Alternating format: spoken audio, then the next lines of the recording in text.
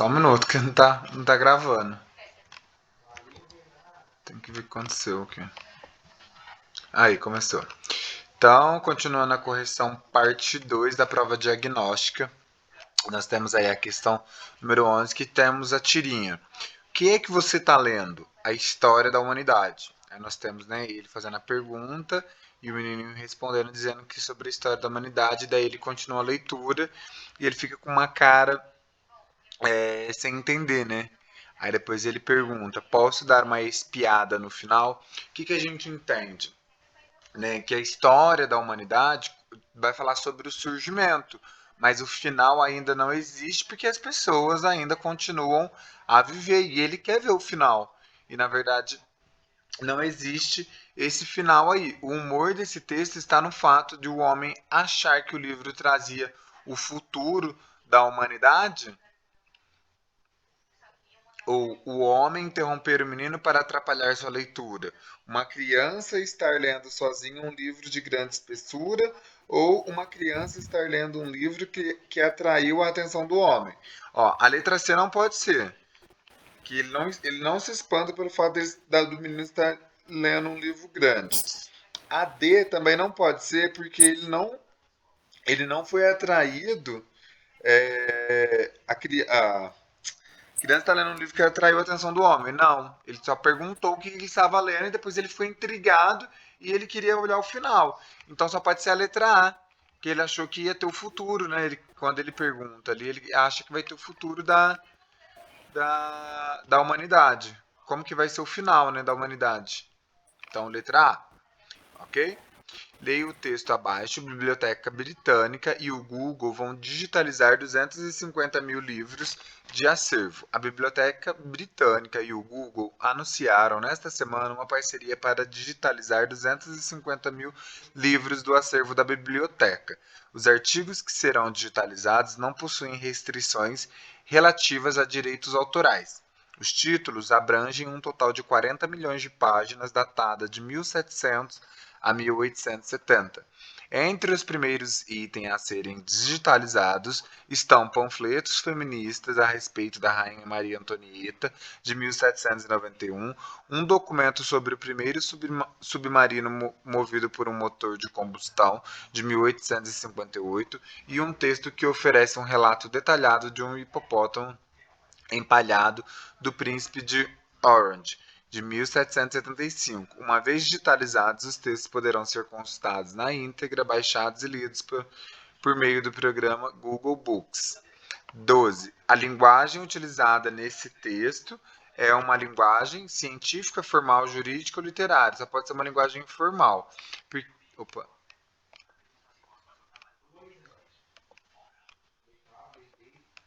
É uma linguagem formal, tá, pessoal?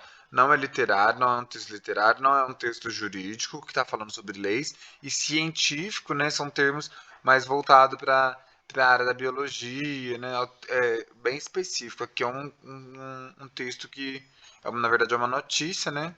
Então, ela está utilizando a linguagem formal, formalizada, ou seja, que respeita as regras, né, da nossa língua portuguesa. Qual é a informação principal desse texto? Então, a informação é a consulta, a gente vai poder consultar textos que vão ser digitalizados. Então, letra A.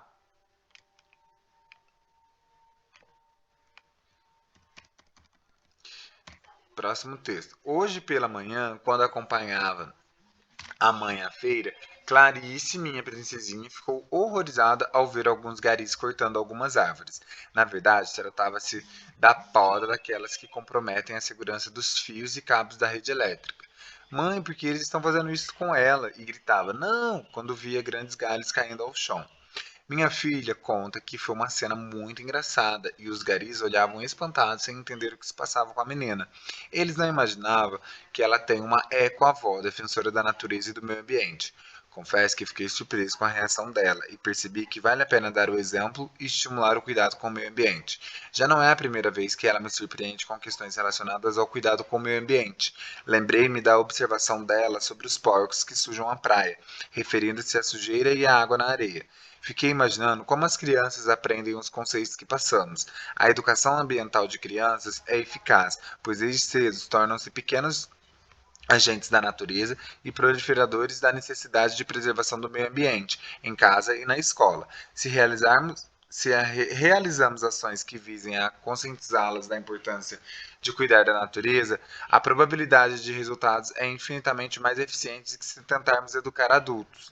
As crianças precisam crescer percebendo que o meio ambiente, como parte de si mesma, forma de forma que lhes seja muito natural preservá-lo. Afinal, o futuro é delas, e se bem ensinadas, aprendem direitinho a lição. Então tá falando sobre como que é muito mais fácil a gente conscientizar as crianças do que tentar conscientizar um adulto, né, em relação, por exemplo, aí no caso, ao meio ambiente.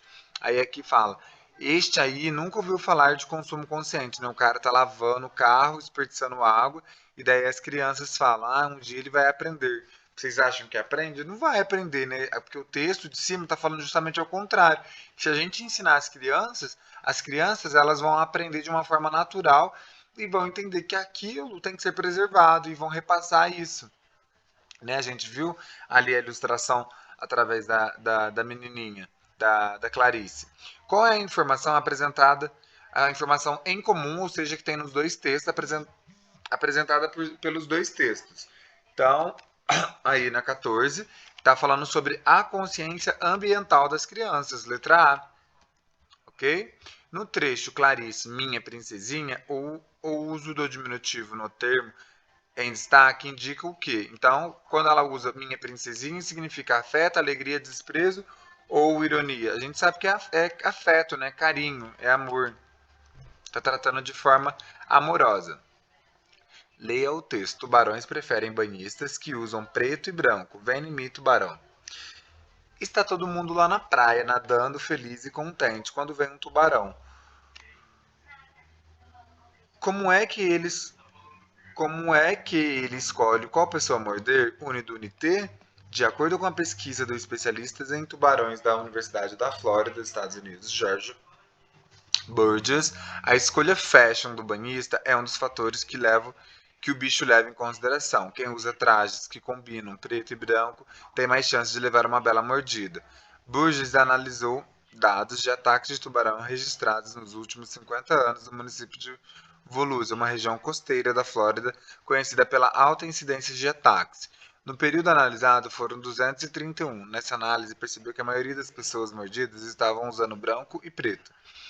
Mas por que o tubarão gosta dessa combinação? O cara ainda não sabe ao certo, mas segundo ele, é provável que o fenômeno esteja ligado à habilidade dos tubarões de enxergarem contrastes. Não por menos, a combinação de preto e amarelo também não se mostrou segura. Além disso, Burgess constatou outras coisas interessantes e outras nem tanto. A maioria dos ataques acontece aos domingos, provavelmente porque é o dia em que a praia está mais cheia. Ao menos 2 metros de profundidade, porque é onde a maioria das pessoas geralmente fica. Isso sim é legal, durante a lua nova. Isso porque as marés afetadas pela lua trazem os peixes preferidos dos tubarões para mais perto da costa, diz o especialista. Nesse texto, em relação aos ataques do tubarão, há uma opinião. Então a gente precisa encontrar a parte do trecho aí que mostra uma opinião. É um dos fatores que o bicho leva em consideração. Quem usa trajes que combinem preto e branco. Depois, letra B. Percebeu que a maioria das pessoas mordidas estavam usando preto e branco. Não por menos, a combinação preto e amarela também não se mostrou segura. E letra D, constatou outras coisas interessantes e outras nem tanto. A maioria dos ataques acontece aos domingos. Então aí ele quer saber onde a gente consegue perceber que existe uma opinião no, no, no trecho. Então aqui no caso a letra D, que daí ele fala, né, sobre coisas interessantes. Ele considera interessantes, mas a gente pode não considerar coisas interessantes, ok? O trecho o cara ainda não sabe ao certo é próprio da linguagem o cara. O cara é uma gíria, então só pode ser informal. Depois, o próximo texto, faróis acesos de dia e de noite nas BRs. De dia ou de noite, os motoristas devem manter os faróis dos veículos acesos ao passar pelas rodovias federais na próxima semana, quando se comemoram os feriados de Tiradentes e Semana Santa. O pedido é da Polícia Rodoviária Federal como parte de uma campanha para promover o trânsito seguro, intitulado Uma Luz para a Vida. O movimento já começa na próxima segunda, dia 18. Participar é simples. Ao dirigir o seu veículo, deixe os faróis ligados. O objetivo, segundo a PF, é a redução do índice de acidentes e de mortes. Os faróis acesos, além do valor simbólico do envolvimento da sociedade na busca por um trânsito mais humano e seguro, constituem um importante fator contribuinte para a redução dos riscos dos acidentes, pois favorece uma melhor visualização dos veículos que trafegam pelas rodovias, afirma a Polícia Rodoviária Federal em seu comunicado. Carros batidos. Além dos faróis, a polícia fará a exposição de veículos envolvidos em acidentes reais. A iniciativa surgiu no estado, mas será colocada em prática nas BRs de todo o país. Junto dos automóveis e das motos serão colocadas faixas com frases educativas em pontos estratégicos da rodovia. De acordo com esse texto, para participar da campanha Uma Luz para a Vida, basta. O que basta a pessoa fazer? Deixar os faróis ligados, né? Para a gente poder participar. 19. A finalidade desse texto é. Então, a finalidade dele é dar uma explicação sobre a exposição, né? O que foi apresentado. Opa! É informar sobre a campanha. A campanha que é Uma Luz para a Vida. Certo? Próximo texto, acordo ortográfico influencia o Braille. Todas as mudanças promovidas pelo acordo ortográfico serão adotadas pelo português convertido em Braille, sistema criado pelo francês Louis Braille para pessoas com deficiência visual. O acordo influencia o Braille, pois nesse sistema as palavras são escritas letra a letra, e cada vocábulo tem até 6 pontos em relevo. Um cego treinado é capaz de detectar a ausência ou a presença de trema em determinadas palavras, assim como hífens e acentos e pontuações. Com isso, o Ministério da Educação já prevê a adaptação de livros didáticos em Braille à nova grafia. Então, aí, o assunto do texto é a adaptação de livros didáticos em Braille à nova ortografia, a capacidade de um cego de detectar a ausência de hífens, a distribuição de livros didáticos pelo Ministério da Educação, a variedade de grafias promovida pelo novo acordo ortográfico, letra D. Certo? Então, eu vou parar, não, deixa eu pausar aqui, senão depois eu não consigo publicar.